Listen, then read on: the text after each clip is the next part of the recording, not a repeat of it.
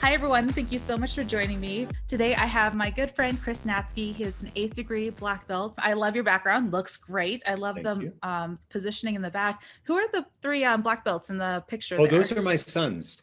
So this was I have two boys, two grown sons, and when my youngest son Jason tested for his fourth degree black belt, this was his present to me for I mentored him for the like 6 months, 4 to 6 months before. So That's these are all of the great. scenes of when he got his black belt at age 10, his junior black belt, Oh and my gosh. all our scenes together. So Yeah, that was because our gift. the junior black belt is what, age 16, right?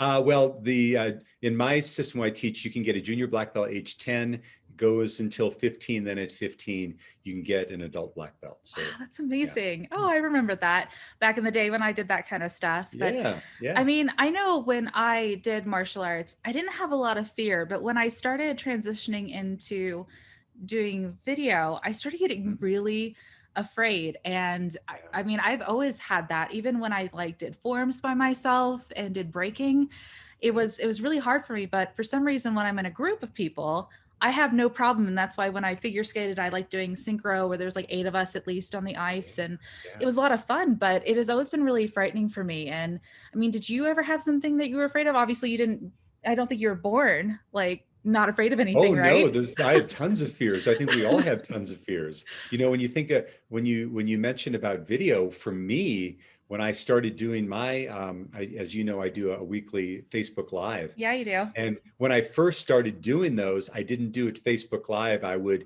do the video, record, and then upload it. Hmm. And I found it was harder for me to speak to that little camera Yeah. than it was to be in front of a room. And in fact, I kept starting, stopping and starting, Hmm. starting and stopping.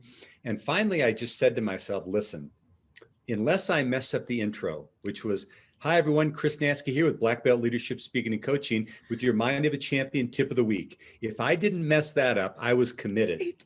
And that's that. Then I just went for it. So, I love that. That's really, I mean, I think that is the hardest is the intros and outros. And actually so funny yeah, you're talking about that because I'm building a new class. I think it's going to launch in January about how to do solid intros and outros right. because they're the hardest part. Like Hardest part. I get up here and I can do, all the talking and all that. I mean, I had to start, obviously you were here for it. I had to start the intro twice because I didn't get it right the first time. Yeah, yeah, So yeah, that's so true. So when you were doing your board breaking thing at Gary Barnes's boot camp, which is mm, where I met you, of course. you talked about in your, and of course I was being really hard on you for your presentation because I had broken boards before, and here's this like guy named Chris Natsky, and I expected him just to be this total mean hotshot. I have a 1,000,000 degree black belt. We're all familiar with those guys, and you were so not like that, which was such a breath of fresh air. But you were talking about fear and excitement being the same thing. And I had Yeah, never thought of it that way. I yeah. was always taught that fear is something you overcome. So, can you tell me about how that Oh, came up? yeah. Absolutely. Well, I'll tell you, when I first learned that concept, I was getting ready for the largest audience I was ever going to speak to. This was a couple years ago, and Okay. it was like over 2,000 people that I was going to be speaking to, and 1,800 of them were going to be high school students. So that's a whole Oh, other world. God, high And school. but I came across this article, and it was talking about these scientists who did this study, and they were doing these brain scans. And what they would do, like when the brain lights up, MRI kind of thing. And they were asking the subjects what they were feeling at that time. And let's say they said they were happy, and they would light up in a very specific way. And if they said they Right. were sad, it would light up. Well, they continued to do that, and they found when anxiety came up, it lit up in a very distinct way. And then they went along in the experiment, and then they found that there was a way, an emotion that lit up in exactly the same way as anxiety did, and it was excitement. Yeah. It was excitement. And so the authors of the study, and then the author of the book that published that, was saying, hey, it's really the same emotion. It's where our focus is on it. So the next time you find yourself really nervous, most of us, when we're that way, we want to suppress it. We want to push it away. Or as you said, we want to get over it. Overcome it. Yeah. We want to overcome it. But what if we integrate it? What if Okay. when that happens, we go, wow, I must be really excited. And when I started doing that, things shifted for me. And because I used to get very nervous before martial art performances and Yeah, yeah, it's a competitions. thing. I mean, it's just a natural thing. And now, like before I go on stage speaking, if I'm not feeling that, then I'm like, there must be something wrong with me. So it's about using that to our advantage. So how would you tell somebody as far as a mental state before they, get up on stage or get in front of a camera? What would you tell them? How do you harness it into Yeah. something that you're not afraid of? You change it, that perspective. Yeah. Well, again, that perspective of knowing that it's my friend. Okay. Oh. So when I teach self-defense classes, I deal a lot with the adrenal response. Mhm. And, it's a natural response that we've all heard about fight or flight. That's a natural protective response. But really, our most natural response is freeze. And Yes. think about the bunny rabbit. Yes. You walk outside your garage and the rabbit is just like this. We freeze. But it's Yeah. but there's also the instances where we've been in trouble and all of a sudden we have this tremendous amount of strength that comes. Yeah. You hear the woman who lifts the car off her Offer child, child. Yeah. right? Hmm. Well, it's that same energy. And so it's really a matter, in my opinion, of being aware of that and then channeling it. Like, man, if I'm excited, how can I use this? And we were speaking just a little bit ago about the importance of having that intro. Yeah. And for me, it's so important too, because I know that if when I hit the intro, now I'm on that upper tangent of moving in my talk. So Mhm. that's why my intros are almost always the same, right? Because Right. that's where I get my nerves out. And I know when I land that, then the rest of it, I'm on my way. That's a really great way to explain that. Thank you so much for sharing that, because I think that that's something that, we don't teach anybody, especially like over here in the United States. We don't teach a lot of the mind and the spirit side of things when it comes to things like public speaking. I remember I was in a public speaking class and I hated my speech teacher. And if you're listening, you know who you are and you know what you did. But I hated that class. And especially because Mm, it was just, they're just like, just practice and get more and rehearse and all these things. And that never worked for me. yeah, And when it finally came down to my dad teaching me, it's a lot like forms. You just need to get your mindset in the right place and the body will do what it's trained to do. right. Then it became okay. And then I started learning how to do that. And I always did more debate style speech, which I Okay. could do really well Okay. because I was mad. And there's that like anger in that, that part of the Right. Right. response. So I could do Right. that really Right. well. But if I had to be Right. nice to my audience, I was like, oh, yeah, this is going to be tough. So let's talk about some of these questions I wrote for you. And I Okay. really thought hard about these because I wanted to make sure that I really picked your brain since, Okay. I mean, you're so in demand. I mean, you're just saying you're at the NSA conference, correct? What happened with that again? Well, I was chosen for Colorado NSA to be on the speaker showcase last month in September, and so they chose three speakers to, give a little 10-minute talk in front of all the speakers here. And the NSA in Colorado has a lot of really reputable speakers. And They I do. was sharing with Jade that I have a brand new computer. It was a virtual event. I got on a half an hour early to the event like I was supposed to. We did our sound checks, our video checks. My screen looked great. I actually, Jade, you'd be proud of me. I got a green screen. Oh, And wow. so I'm not using it now, but I have a green screen. I Now the like this whole better thing, anyways. yeah, but I wanted to stand up when I did it, because it was more dynamic talk. And two speakers went in front of me. My computer was fine. They introduced me. I was a minute into my talk and my computer froze. Ugh. And I literally had to get off and log back on. Oh. Now, I was told by people that I did great and it was awesome. They couldn't tell I was Mhm. nervous, but man, Yeah. inside I was dying. I It's think like, that's what it's why did about, this right? happen now? Pardon Yeah, me? because that's what it's like, right? I mean, when things Yeah, go horrible yeah, and you make it look like it's nothing. I yeah. mean, I hate, this. I hate being on stage. I hate being on camera. It makes me so uncomfortable. But everyone tells me, oh my God, you did so great. You look so natural. Your analogies are awesome. And I'm like, I don't remember what I say. Truly and Right. honestly, I'll say Yeah. things and I don't remember what they are. And I mean, do you have that kind of thing or have you just done this for so long? Yeah, in fact, here's what happens with me and talk about nerves. But I've come to the first time it happened, it petrified me. But I have a whole process that I go through when I get ready for a keynote or an event. Okay. And I don't do what many people do, where some will say that they'll memorize their entire talk. Yeah. I'm very visual in terms of how I learn. So even if I have a keynote that I'm doing without any slides, I'll still print up slides. And then when I rehearse it, I see pictures and I'll see pictures and then I'll know what to say Mm-hmm. around that. Well, I have this whole thing that I do prior when I'm driving the car, I'm in the plane and I'm going through what I'm going to be saying. But generally what will happen is the morning of, I'm going through my routine, I got it all down, I'm driving to the event, etc. And then I'm like sitting down, waiting to be introduced. And I'm trying to go through it again and my mind is blank. Oh, no. It's like, oh my gosh, I can't, what am I? Oh, But I've come to find out that that means I'm in my zone. oh, Because again, if I have my signature story, as long as I know that first sentence, and then it just flows. First time it happened, I was petrified. Now I know that means I'm ready to go.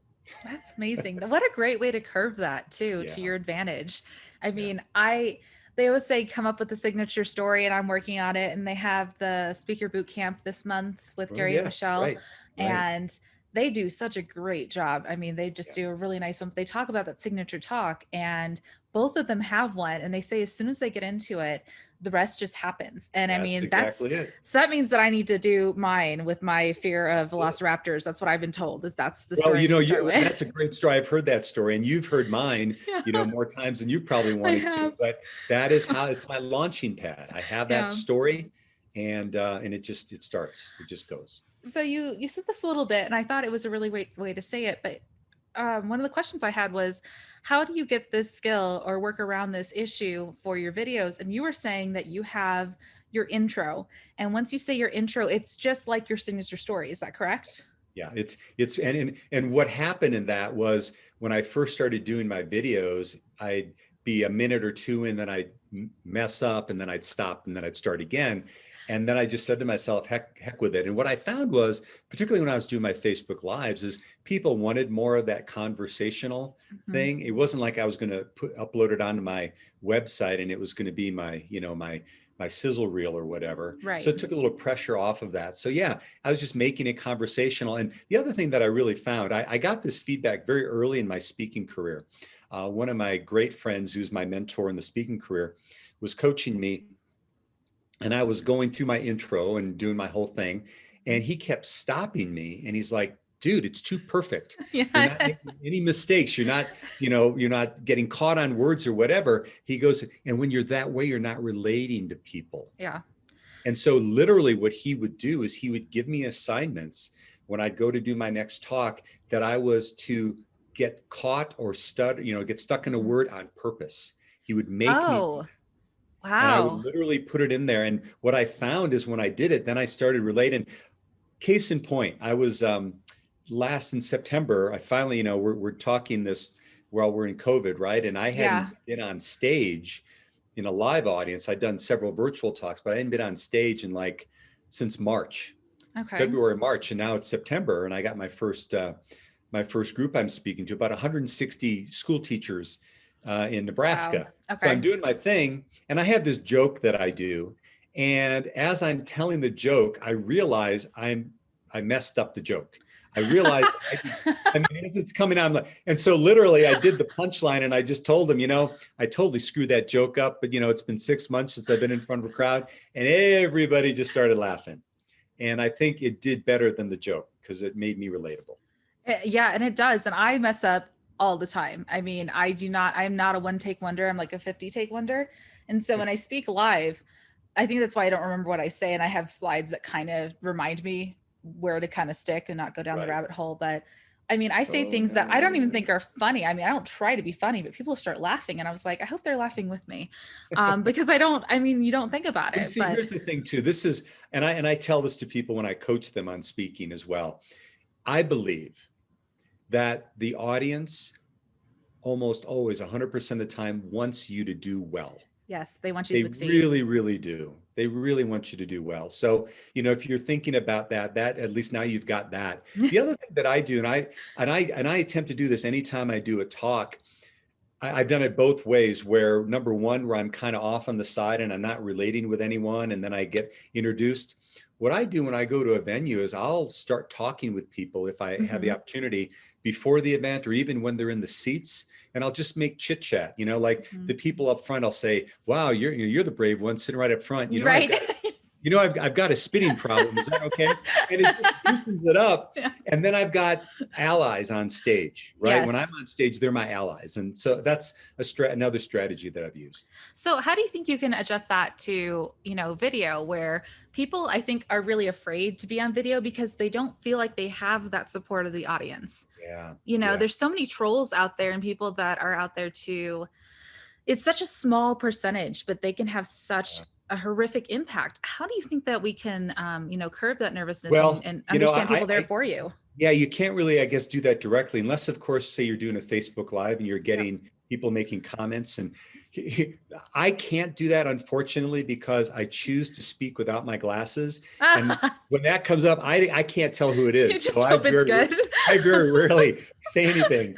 But I think, in comments, it helps. And it also helps. I don't think there's anything wrong. You don't want to live in that. But if you're really nervous to say, wow, guys, I'm really excited or nervous to do this right now, just bear with me. And I think people are very forgiving. So it sounds like even now it's going to be important more than ever when you have like a friend or somebody like that that's on there doing Facebook Lives or has posted a video. It's important to like that for them. I mean, Yes, absolutely. I think I like almost every one of yours. I'm not on Facebook as much as I probably should be as a business owner. But I do go through and I like things or comment on things that I do agree with. And I think more than ever, it's really important for us as if because we're socially distanced now, Right. to show that support. So if you're out there in Facebook land, cyberspace, Yeah. get out there and show your support. And I'll take it a step further. I ask for it when I do them. At the end of every one of my videos, I say, hey, if you really like this, please like it, comment, share, send me ideas. I ask for it. What the heck? What do I got to lose? Yeah. What's the worst they can do? They don't do it, right? Yeah. But you never know because I've had people that I've in fact a coaching client that I just enrolled for a 6-month program here about a month ago. I had met him maybe about 2 years ago about coaching, and he decided it wasn't the time. And all of a sudden, he got one of my weekly blogs, and I think the subject line was, so and so, what are you waiting for? Something like that. That's what I put in there. Well, he thought I was like sending him because he had been thinking about contacting me, and he's like, man, is this guy psychic? But it's just getting out there and also make sure that when we're out there doing our videos is that we are giving value. Yes. I think it's so important. And not, there are times for us to have products and promotions, but really do our best to give value. People really appreciate that. Yeah, I've heard the 9/10. I mean, everyone says maybe it's like 1/5 and 9/10 and 1/20, but I mean, 90% out there is to give. And you have to think about, what we talk, at least in the martial arts community, is what you put out is what you will get back. Exactly. And how you practice is how you'll perform. So if you're wanting, to have good things happen for you and to the people that you love and care about, then you need to take that first step. The change has to start with you.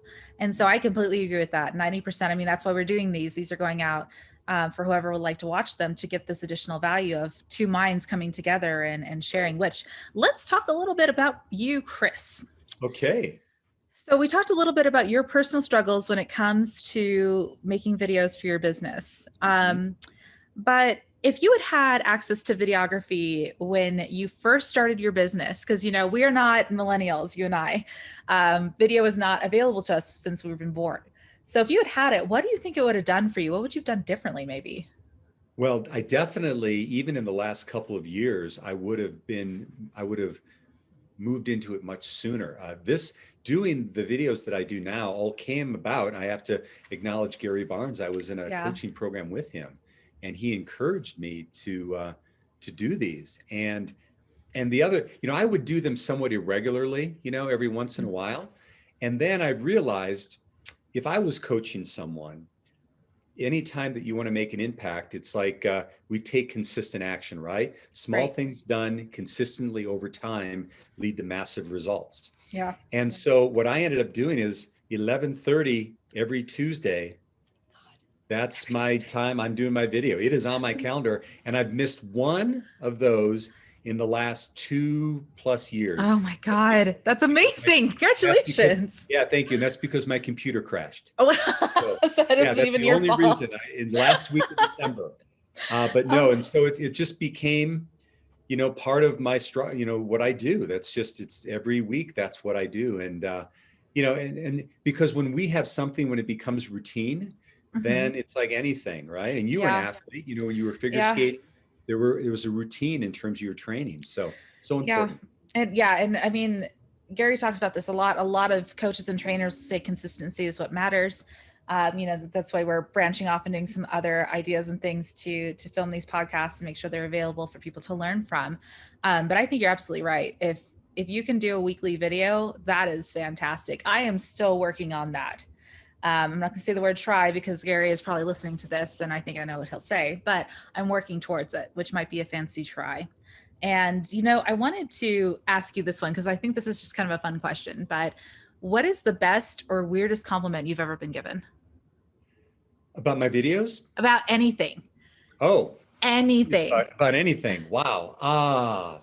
Boy, well, I'll give you one about the video because that did come to mind when you asked the question. Okay. Okay. Um, and in fact, I'm going to credit you some with this too, because Oh when we were gosh. going through our session in terms of eye contact on the camera, but when I did that NSA talk last month, I had a person write to me saying, giving me some very, very positive feedback. And he said, the thing you did the best is you were locked in, looking into the camera every time. And there was such great eye contact. I felt like you were right in the room with me. Oh, So that's a I great love that. compliment. Yeah, I love that compliment because that's what I'm really doing when I'm doing it. I don't necessarily picture in my mind, but Hmm. I feel like I'm having a conversation with someone. And that Yeah. that helps me. And it's hard because the cameras don't say anything back to you. And Right. actually, ironically, you're talking about this because my screen is over here, so I can make sure the Zoom is recording. My camera's over here. So Right. once in a while, if you're seeing me glance over here, for those of you that aren't just listening to the podcast and you're actually watching it, I have to glance over here for alerts and things like that to make sure that my quality is still good. But it is so, and I mean, it's a big pet peeve of mine for people when they do their podcasts or when they do these recordings on their laptops and stuff that they don't look at where the camera is, they look at themselves. And Right. it's just, Exactly. yeah, you lose engagement. But I mean, I'm looking at you right now on this other screen here, and you look like you're talking right to me. Like Right. Right. it's amazing. You have great eye contact. I like comic books, which I think you might Okay. know. Okay. What is your origin story? Like, what has happened to you? What thing in your life? Like, obviously, you didn't get bitten by a radioactive spider, Right. right? Right. But what thing in your life changed to make you into this thing? What was your character arc on Yeah. that? Well, it's interesting. You know a little bit of my origin story from Yeah. martial arts. Hmm. I was growing up, I was a real overweight kid. Okay. Probably, and I used to get teased a lot. Yeah. And so so I had that going on. I mean, I was loved in my family, et cetera, but was also part of that is my father was alcoholic. Oh, And I'm so sorry. not knowing, there was a lot of disturbance that was going on in the family. So when I found martial arts and I found an instructor who I not only just admired and respected and idolized, but then really came to love him because of how loving he was toward me, I got to Yeah. see just what it meant to be a very strong, powerful, as well as gentle, kind, and loving man. Yeah. And I'll tell you, I don't know if I've ever shared this story with you, but you, of course, know from doing Korean martial arts that the term for instructor, like in Japanese, they would say sensei, we Sensei. say sabumnim. Mm-hmm. And so my instructor, Grandmaster J.K. Lee, had moved from Korea only a year or two before I found him. And so his English was very, very poor, but I could always understand him for Mm. whatever reason. And we would congregate after class and he would talk to all of us. And what would, normally happen is everyone would start to peel off and it would just be he and I. Mm-hmm. And one day I was already a 14-year-old junior black belt. So I knew this. But you know how sometimes kids will ask questions that they already know the answers to, Yeah. just to see what, the I rise they just want get to out of their see. Yeah. parents, right? So we're talking and I say, "Sir, what does sabum nim mean?" And he paused and then he looked at me directly in the eyes and he said, "Sabum nim means father." And I tell that story. I mean, that's 40 plus years ago, and I still get chills when I tell that story. Yeah. And it wasn't as if he was trying to replace my dad. I don't believe that at all. But he was what I heard from that is I'm here in that role for you. Mhm. And if you're going to choose this as a way of life, that's you're going to be your responsibility as well.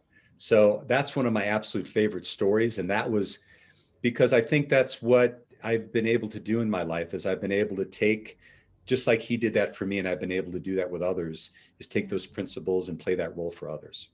My gosh, that was such a great story. Have you recorded that story? You should Yeah, totally I do think I that. have, but it's been years. It might be in one of my podcasts. It might be in one of my Facebook lives. Yeah. Oh, that's a great story. I loved that story. Oh, that kind of got to me. And I'm not a very touchy-feely, emotional kind of person, but that was a good one. Thank you. So, Thanks. well, since we're talking about how great Chris is, there's a lot of things that he does. Of course, he has his book. Can you tell me the title of the book again? Yes, my book, which is right over my shoulder here, is Black Belt Leadership. It's 7 keys to creating a life of purpose by discovering your inner champion. So Mhm. I wrote it when I was a seventh degree black belt. So I have 7 qualities of black belt leadership. And but it's interesting when I was writing the book, it really was kind of an amalgamation. I have my martial art background. I also have a master's in spiritual psychology. Of So course you do. yeah, so it's basically bringing those two worlds together. It's about human and performance, spiritual movement within ourselves, and so I've kind of combined those two worlds. So that's the book, and I have an online program that Yes. I based off of that as well, and so that's it's called Mind of a Champion. 8 weeks to creating a life of power, passion, and purpose, and you can get that if you go to my website. So it's basically the bedrock, and in fact, the online program, every one of those sessions has a belt level to it. So Oh, the it first does. You get white belt, and belts. the second That's one is a great. yellow belt, right? So Uh-huh. you can become a black belt in life leadership when Oh, you take the course. Yeah, that's so cool. Well, for those of us who are either really bad at spelling or clicking on links, could you just let them know what the website is, please? absolutely. If you go to my website, it's my name, chrisnatsky.com. So CHRIS, Hmm. N is in Navy, ATZ is in zebra, KE.com. And when you go there, I actually have a brand new free report that I did. Jade, of course, has seen me do the board breaking experience Yes. several times. And Hmm. I've often wondered, what happens after people do this board break? Because I help them move through limiting beliefs and get to a breakthrough in their life. And I thought, they're having this great experience, but do they have the tools to really take them to the next level? So it's a free report. It's the top 10 big ideas to Hmm. create breakthrough in your life. And you just go in there and type in your name and email, and you'll get the free report, and hopefully it'll help you out. That's great. And you're also doing this thing for the community, a women's self-defense class. I mean, can you Yeah, tell me yeah, I about do. that I too? do women's self-defense classes usually about every 2 months. I think our next one is going to be in November. It's scheduled for the 21st and maybe Hmm. moved up to the 7th, but it's what we call higher self-defense, and it's dealing with first and foremost the adrenal response, that fear that we were talking about, Yep. and how you can transform that fear into power. And so that one is scheduled again in November. And if you go to higher self-defense, which is HIGHER, For those of you who can't spell. selfdefense.com. Yep. That's right. So not No, not the other kind. HIER. Yeah. Right, right. So if you go there, you can see when our next classes are, and that's a very, very empowering course. And again, it's about helping you take that fear, the excitement we were talking about, the anxiety, turn it into positive energy to Hmm. protect yourself verbally and then also physically. That's great. You are doing so many amazing things. And we'll, of course, put all these links into the chat as well as putting it into the video itself. It'll be embedded. So you should hopefully be able to hot link and click there, assuming I know how to use computers. I mean, I only Right. use them for a living.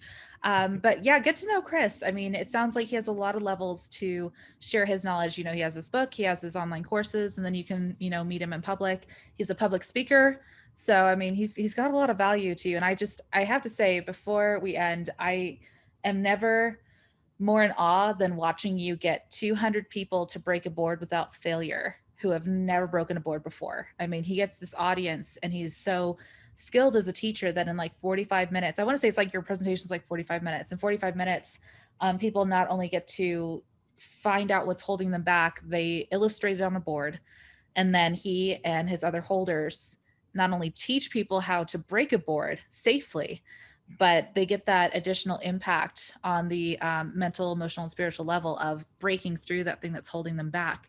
And I've yet to see him have somebody fail Yeah. out of. Well, so far it's been pretty good. In fact, I'll share this story. I was asked, we all know our good friend Kirk Samuel. Yes. And Kirk did an amazing program this past weekend. In fact, Gary Barnes was involved with it as well. And it's the Masculine Leadership Initiative. And Yes.